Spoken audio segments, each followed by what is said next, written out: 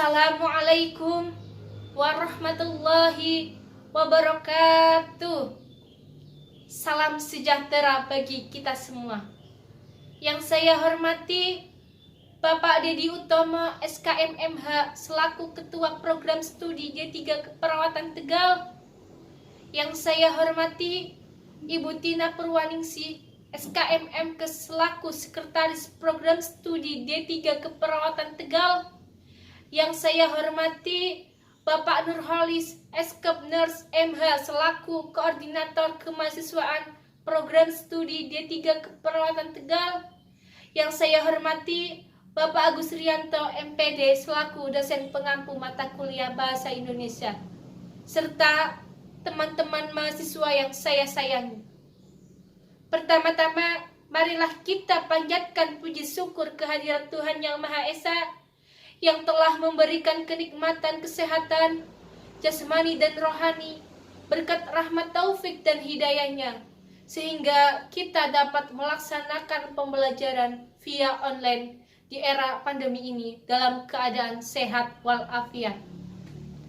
Sholawat serta salam senantiasa kita curahkan kepada baginda Nabi Muhammad SAW beserta keluarganya, para sahabatnya, beserta pengikutnya sampai akhir zaman nanti. Pada kesempatan yang mulia ini, saya akan menyampaikan pidato yang berkaitan dengan menjaga kebersihan lingkungan sekitar rumah.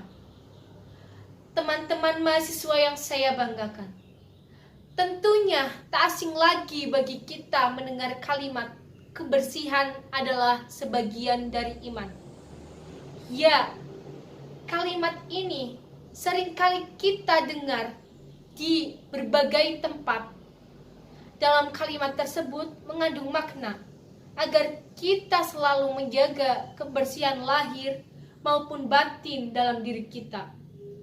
Karena sadar atau tidak, kita hidup di dunia ini bergantung pada lingkungan.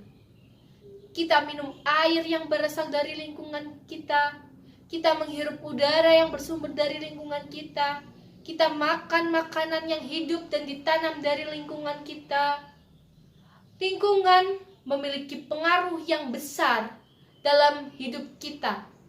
Seakan lingkungan sangat berarti dalam hidup kita. Karena baik buruknya lingkungan kita akan berpengaruh pada hidup kita. Teman-teman mahasiswa yang saya banggakan, tentunya kita pernah merasakan sendiri ketika hidup di lingkungan yang hijau dengan banyaknya pohon.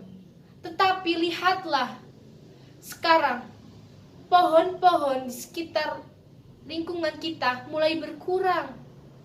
Akibatnya lingkungan kita tidak terasa sejuk lagi karena oksigen yang berasal dari pohon sudah berkurang. Maka dari itu, untuk menjaga lingkungan agar tetap hijau, marilah kita bersama-sama melakukan penghijauan dengan menanam tanaman di lingkungan sekitar rumah kita, agar lingkungan di sekitar rumah kita terasa asri.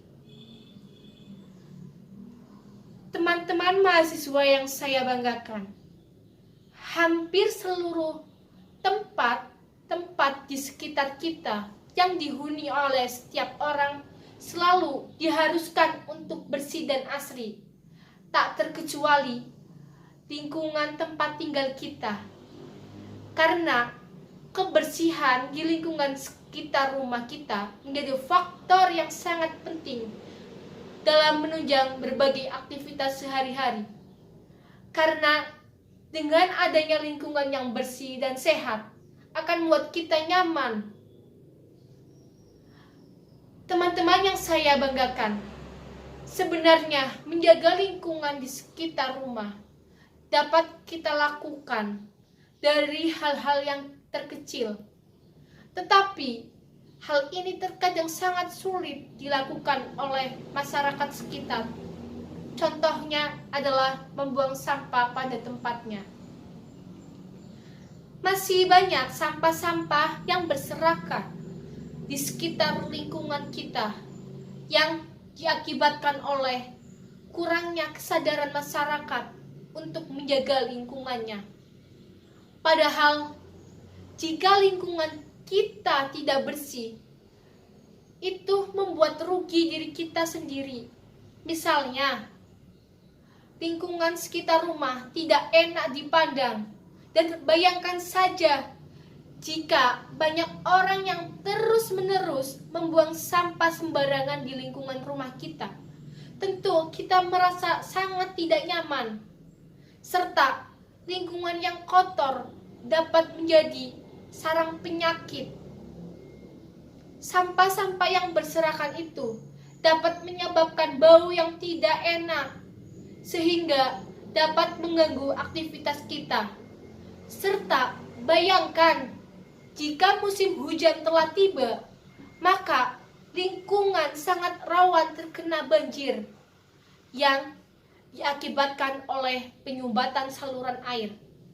Maka dari itu, marilah kita menjaga lingkungan kita dengan membuang sampah pada tempatnya dan selalu menyediakan tempat sampah di lingkungan sekitar rumah kita. Dan biasakan memilah sampah sesuai kelompoknya sebelum dimasukkan ke dalam tempat sampah. Teman-teman yang saya banggakan, kita harus tahu jenis-jenis sampah agar kita dapat memilah sampah sebelum dimasukkan ke dalam tempat sampah.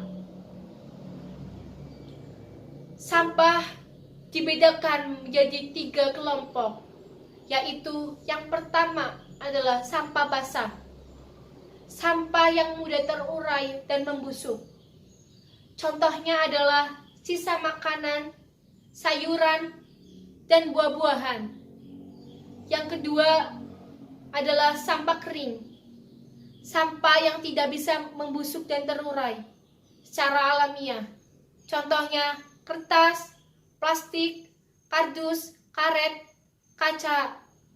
Yang ketiga adalah sampah B3, bahan berbahaya dan beracun, yaitu sampah yang membahayakan kesehatan dan kehidupan organisme lain.